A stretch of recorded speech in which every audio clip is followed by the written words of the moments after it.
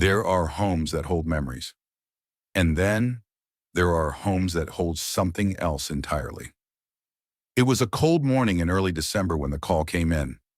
A local jogger had noticed something strange, an acrid smell and a strange mist rising from a cracked window on the east side of the old house at 214 Shiloh Ridge. The house had been vacant for years. Everyone in town knew to avoid it.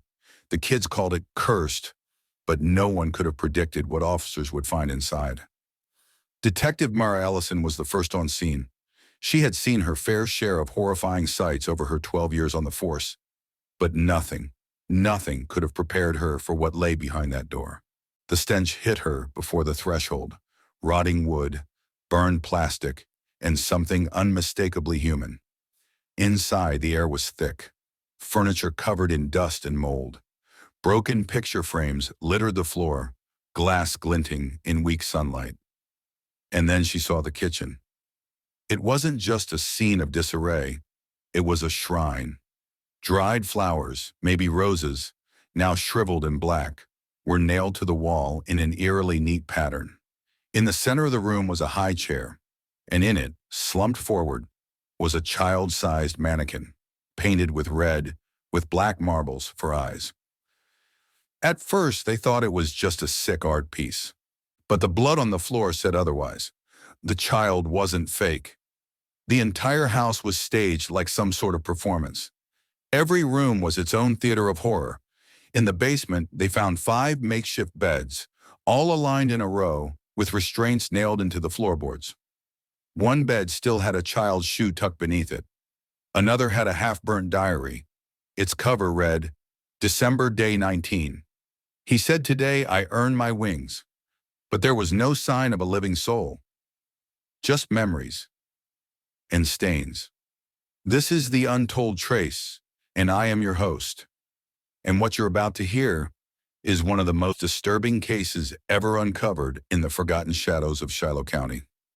The house once belonged to the Benwick family. On paper, they were ordinary. Father, mother, twin daughters, and a foster son. Moved in back in 2007, just after the recession. Carl Benwick was a failed stage actor.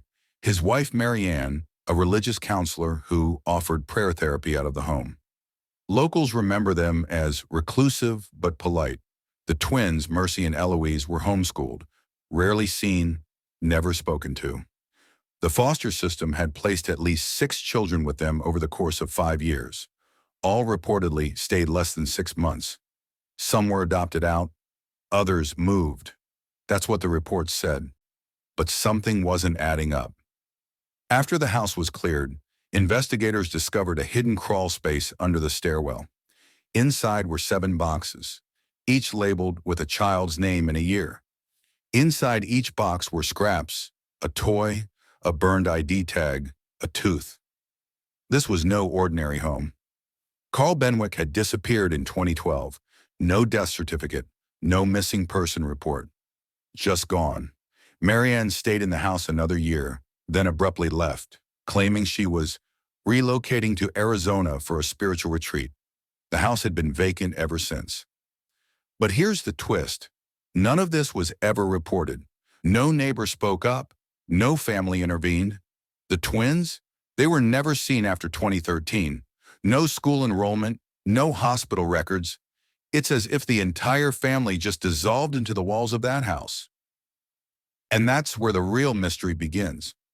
Over the course of 3 weeks, forensic investigators dug through every inch of the Shiloh Ridge house. What they found bordered on the occult. Behind the wallpaper in the master bedroom were pages torn from religious texts. Bible verses interlaced with handwritten scripture that no expert could trace to any known denomination. One line repeated over and over read, "Those who walk through fire shall be cleansed in truth." The walls were covered in nails, hundreds of them, but none used for construction. They were placed precisely, spaced apart like symbols. Hidden code, perhaps, or ritual. Every hallway had a mirror, but none reflected correctly, not because they were broken, but because something was wrong with their alignment, angled toward corners that had no purpose. One mirror, when removed, revealed a message carved into the drywall behind it. He watches from the third door. Never knock, never speak. By the end of week 3, they'd found remains, partial and unidentifiable.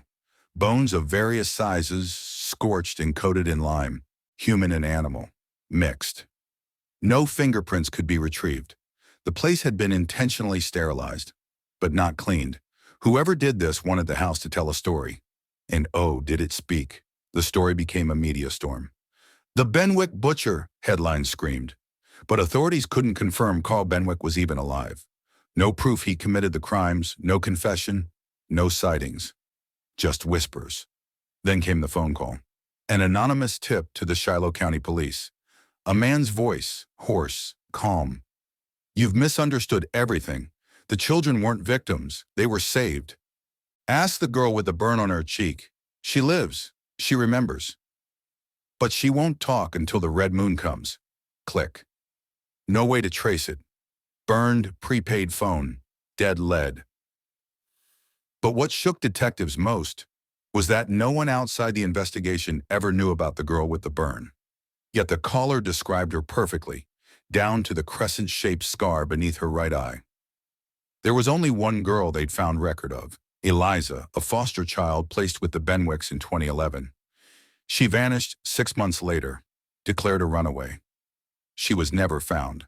Until now. If this story already has you unsettled, make sure to like, comment, and subscribe, and stay tuned for what comes next. 2 weeks after the anonymous call, a break came through the haze. It started with a social worker, an old, overworked woman named Diane Rowe, who had spent her life chasing ghosts in the foster care system. She'd heard the news about Shiloh Ridge, and something in the report triggered a memory. The name Eliza, and the burn scar under her eye. "I knew her," she whispered over the phone. "I placed her." Eliza never belonged in that house. She was a last-minute placement, only meant to stay with the Benwicks for a weekend. A clerical error kept her there for 6 months. Diane remembered visiting once during that time. Just once. It was already too late. Eliza had changed. She had stopped speaking. She flinched when touched. Her hair was cut short.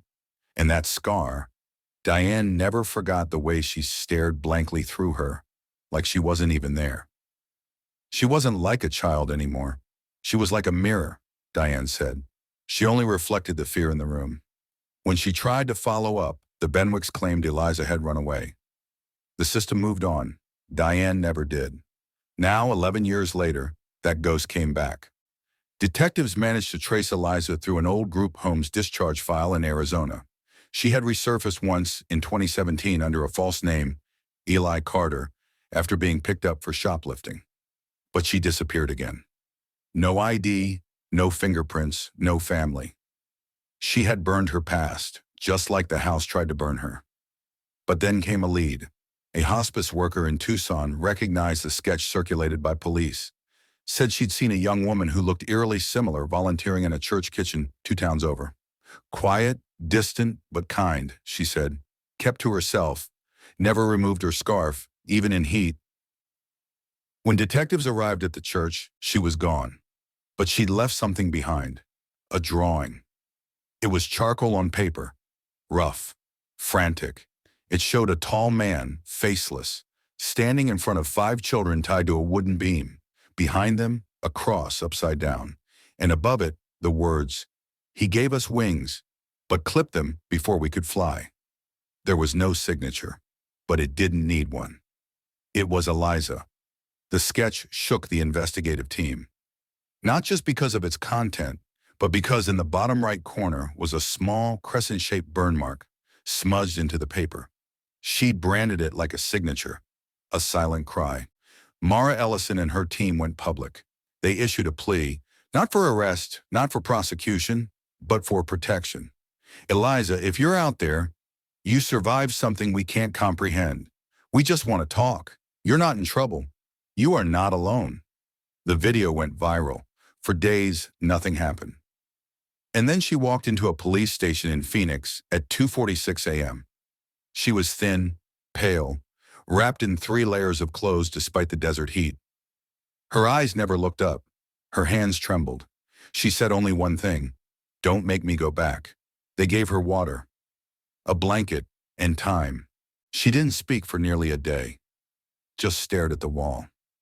But eventually, in a whisper that could barely be heard, she said, "He called us his angels, but angels don't scream like we did."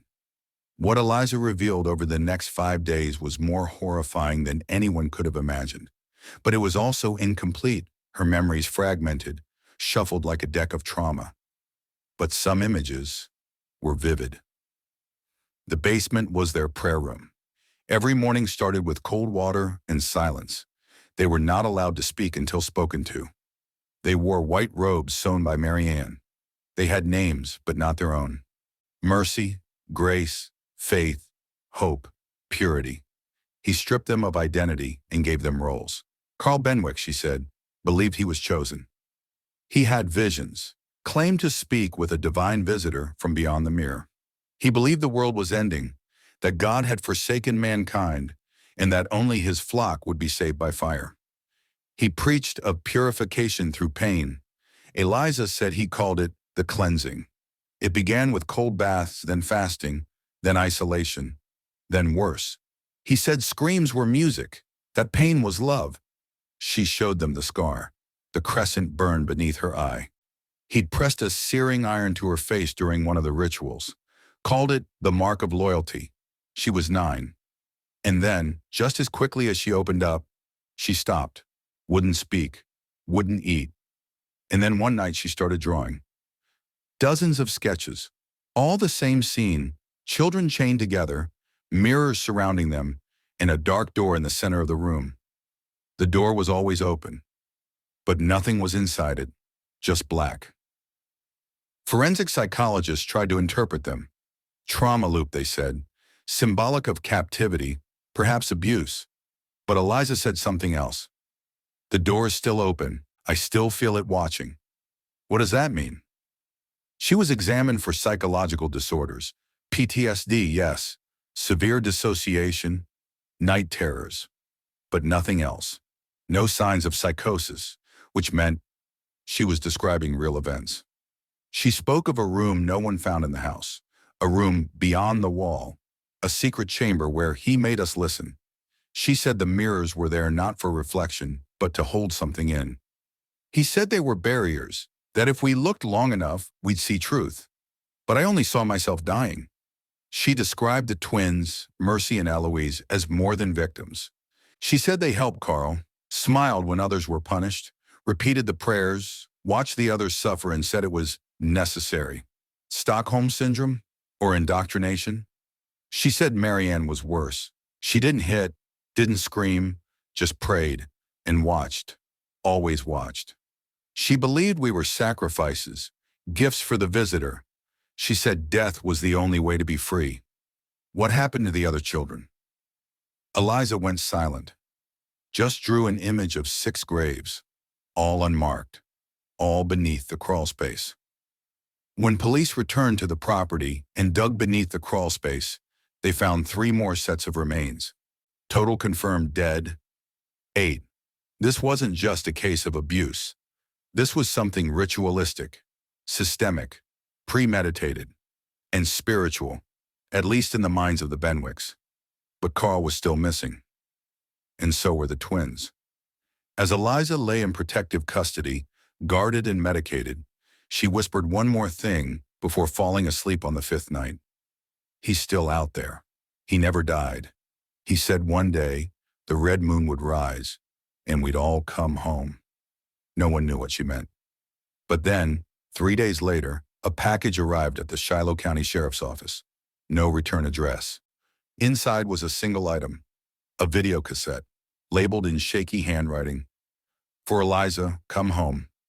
It was an outdated relic, a black VHS cassette, scratched, dusty, but intact. The label, scrawled in red ink, simply read, for Eliza, come home. There was no return address, no fingerprints, just a padded envelope dropped into the mailbox at the Shiloh County Sheriff's Office. But this wasn't a prank. The moment Detective Mara Ellison held it in her hands, she felt it. Whatever was on that tape wasn't meant for the world. It was a message from darkness to the broken. A technician quickly converted the tape to digital format. There was no audio track at first, just black screen for nearly 2 minutes. And then it flickered. The picture opened to a dimly lit room, small, square, surrounded by mirrors. A camera sat low to the ground, angled upward, as if looking up from a child's perspective. A figure stepped into frame, barefoot, robed in white. The robe was torn and stained red at the edges. And then, the voice, raspy, measured, familiar. "Do you remember this place, Eliza?" Carl Benwick. He was older now, gaunt, face hollow, with eyes that didn't blink. His beard was overgrown, his hands shaking as he pressed his palm to one of the mirrors. "You were always the strongest of them. You never screamed the way the others did. You listened." He paused, tilted his head like he was listening to something we couldn't hear. "You thought I was the monster, but you never saw what was inside that room. Behind the mirror. The truth." He walked out of frame. The camera shook slightly, then returned. Carl was holding something. A small child's toy, burned and melted. He cradled it like a baby. This belonged to Hope. "Do you remember Hope? You named her that. But she was never going to survive. She didn't believe. She bled too early." He placed the toy at the base of the mirror and knelt before it. "You are the only one left who still hears them." The screen glitched. For a few frames, a distorted image flashed. 5 children standing shoulder to shoulder, but their faces weren't clear, blurred, warped, as if pulled apart. And behind them, the open door, blacker than anything on screen. No lighting artifact, just pure void. Then it cut back to Carl, now closer to the camera. "Come home, Eliza. The red moon rises soon. It's time." Then silence. The tape ended. The room was quiet. No one spoke. One of the officers vomited into a waste bin. This wasn't just a message. It was a threat, a ritualistic invitation cloaked as a memory, a manipulation designed to pull Eliza back into the darkness. Detectives contacted every known associate of Carl Benwick. None alive. His brother died of a stroke 2 years prior. His cousin committed to a psychiatric hospital. His former neighbors either moved or refused to speak. Carl had erased himself from the world, except for this tape. When they showed Eliza the footage, her face went pale. She didn't cry, didn't blink, just watched in complete stillness. And then she said something none of them expected. "That's not the original room. That's a recreation. The real one had no cameras, just mirrors and the door." She explained that the room they were forced into, called the chamber, was below the foundation, past a tunnel hidden behind the furnace. Police had searched the house dozens of times, but no tunnel was ever found. The floor plans showed nothing beneath the furnace, no anomalies. Still, they returned. Brought ground-penetrating radar. This time they looked deeper, and what they found sent shockwaves through the entire investigation. Beneath the house was a second basement. It had been sealed with concrete, masked by decades of false renovations. But it was there. Once broken open, the entrance revealed a narrow staircase leading downward, carved crudely into stone. The air was dry, cold, and carried a scent that one officer described as burnt skin and rust. What they found inside was beyond disturbing. The room was circular, walls covered in black cloth, mirrors hung from the ceiling on chains, each angled to reflect the others. The floor had symbols etched into it, some in chalk, others scratched violently into the stone. At the center was a door, wooden, cracked, but unmistakably the same one from Eliza's drawings. No handle, just an engraving above it that read, "To suffer is to see." The room held remnants, bones, shackles, strands of hair sealed in candle wax, children's teeth embedded in melted wax circles. And in one corner, a decaying, leather-bound book. It was Carl's journal. The entries were unreadable at first. Ramblings, symbols, repeated scripture, references to a being he called the Mirror Watcher. One passage stood out. "They must die before the eclipse, or they'll return incomplete. The door must never open before the red moon. She hears it whisper. She is the vessel. The vessel. They realize Carl believed Eliza was more than a survivor. She was, in his mind, a conduit. The only one pure enough, strong enough, to withstand whatever he believed was coming. And now he was calling her home. Eliza began deteriorating fast. The day after viewing the tape, she suffered a violent seizure. She claimed to see their faces again. Said the door was open now, even in her dreams. She wasn't eating, wasn't sleeping. But she was drawing again. One sketch disturbed everyone, herself standing in front of a burning house with Carl's face in the flames and the children's hands reaching out from behind her. She was screaming, but her mouth was stitched shut. Eliza said something that froze the blood of every agent in the room. He's not calling me home. He's calling them back. I'm just the key. They didn't understand until a call came in. A wildlife ranger in Nevada had found an abandoned cabin. Inside, white robes, mirrors, and a blood-stained wall with 5 names written in ash. One of them, Eloise Benwick. The twins were alive. It was now a race. Where was Carl? Where were the twins? And what was this red moon he kept referencing? Astronomers confirmed a total lunar eclipse was due in 4 nights. Blood red, visible across much of the U.S. A coincidence, or something worse? Security around Eliza was tripled. She was moved to an undisclosed location, but she kept whispering, "They're coming. Not for me, for the door." The mirror room, as it became known, was sealed off. The door remained unopened, but investigators reported a strange anomaly. Camera equipment inside the room regularly failed. Batteries drained. Static appeared on surveillance feeds at exactly 3:19 a.m. every night, always the same minute. One night, the feed glitched, and for 6 seconds showed the door slightly open. No one had touched it. They checked. It was still sealed. But the footage was real. And on the floor near the door, something new had appeared. A small, charred toy. The same one Carl had shown in the tape. If you're still with us, take a second to like, drop a comment, and hit that subscribe button. It helps us uncover the stories no one else will. On the night of the total lunar eclipse, the moon hovered over Shiloh County like a dying eye swollen, watching. That's how it felt to everyone who stood outside the Benwick house at 9:42 p.m. Officers, journalists, forensic teams. No one could explain it, but no one could shake the chill either. Eliza sat in the back of a black SUV just a few blocks away. She hadn't spoken since sunrise. Her hands clutched a sketch she'd drawn the night before. It showed the Benwick house surrounded by red light. She stood outside in the drawing, faceless, while the house bled from its windows. "I told you," she whispered finally. "They're going to open it." Inside the house, the mirror room had been sealed with biometric locks, guards, and motion sensors. No one could enter without clearance. And yet at precisely 10:11 p.m., the sensors tripped. A silent alert pinged across multiple devices. Movement inside the chamber. But no one had entered. Cameras flickered. Every feed went black for 27 seconds. When they came back online, the guards reported nothing unusual except the temperature. It had dropped almost 10 degrees in less than 5 minutes. And the door, it had cracked open. Just a sliver, barely noticeable. But it wasn't like that before. Surveillance showed no one touching it. No footsteps, no shadows. But something had moved. Detective Mara Ellison made the call to retrieve Eliza. "This ends tonight," she said. "If she really is the key, she needs to help us lock that door for good." But Eliza resisted.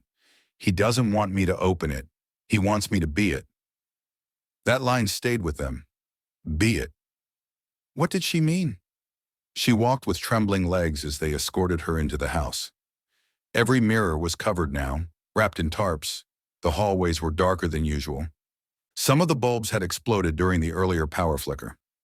As they reached the bottom of the stairs, the air shifted, like something alive was breathing beneath the foundation. The red moonlight bled faintly through a single broken vent in the chamber. Its rays struck the center of the floor, the exact place where Carl had knelt in the tape. the same place where the new toy had appeared days ago. Eliza stood at the doorway to the room, her voice low. He's already inside. Carl? Someone asked. She shook her head. No. What Carl brought in. And then the lights died. Every camera feed, every monitor, gone. The chamber descended into total darkness. Screams echoed from above, shouts from the officers stationed in the hallway. Gunfire, footsteps, chaos, and then silence. Only one live mic was still working, pinned to Detective Ellison's collar. What it recorded in the next 6 minutes would never be explained. Eliza walked calmly into the chamber.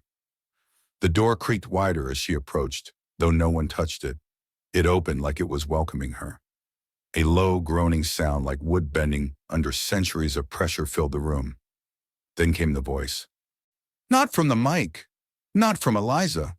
From the door itself. You brought the vessel home. The voice was layered. Male, female, children, hundreds.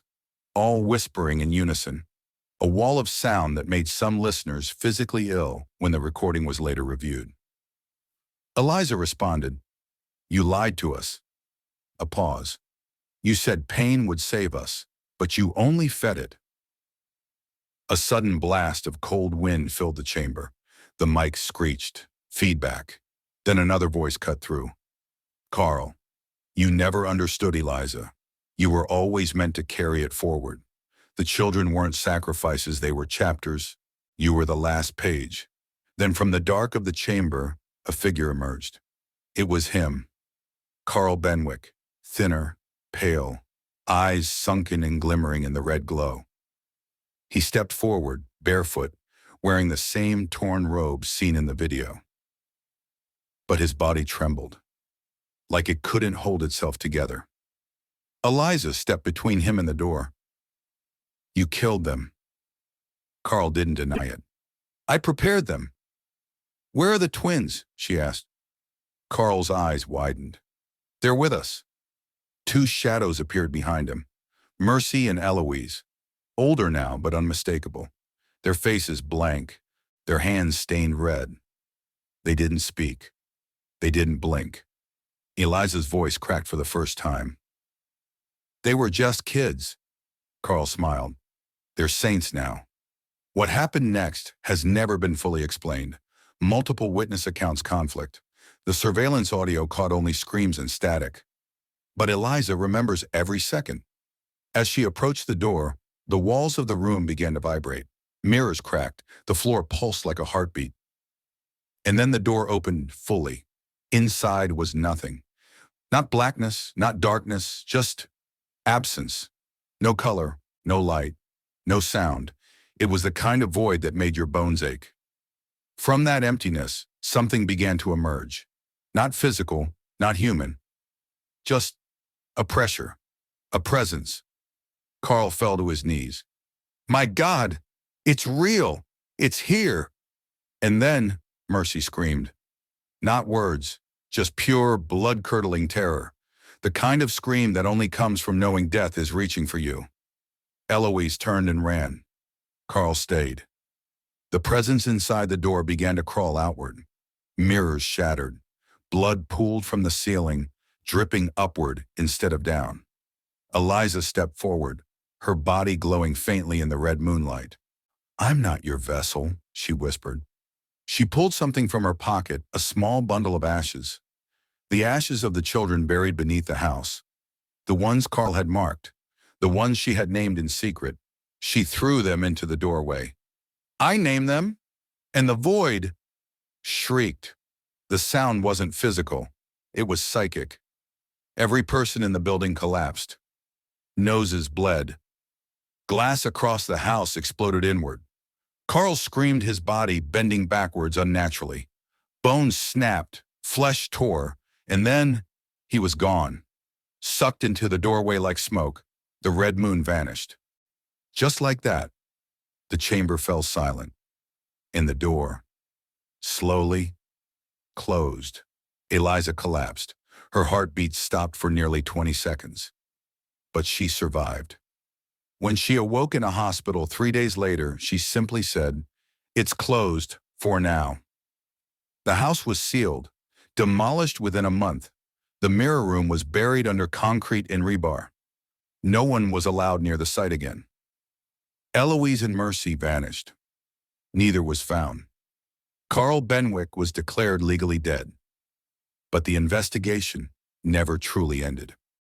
3 months after the night of the red moon, Eliza moved to a private recovery center in northern Maine, far from Shiloh County and everything it represented. She was given a new identity.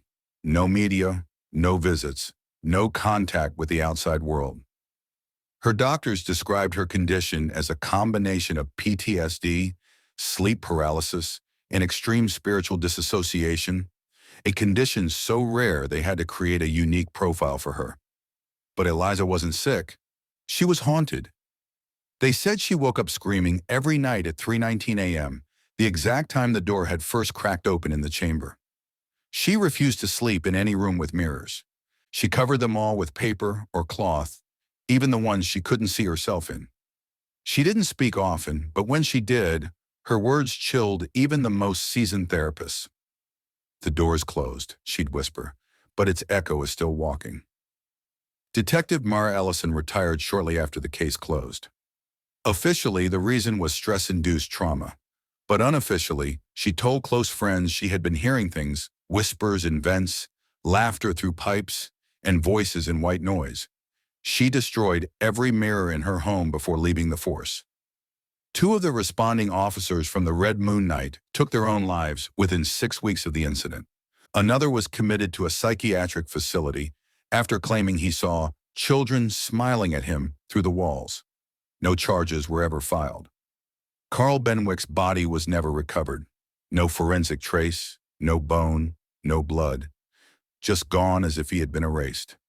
Mercy and Eloise Benwick were officially listed as fugitives, but there were no credible sightings. Their digital footprints ended abruptly in 2012, long before the events resurfaced. It was as if none of them had ever existed except in the trauma of those who survived them. But the world didn't forget.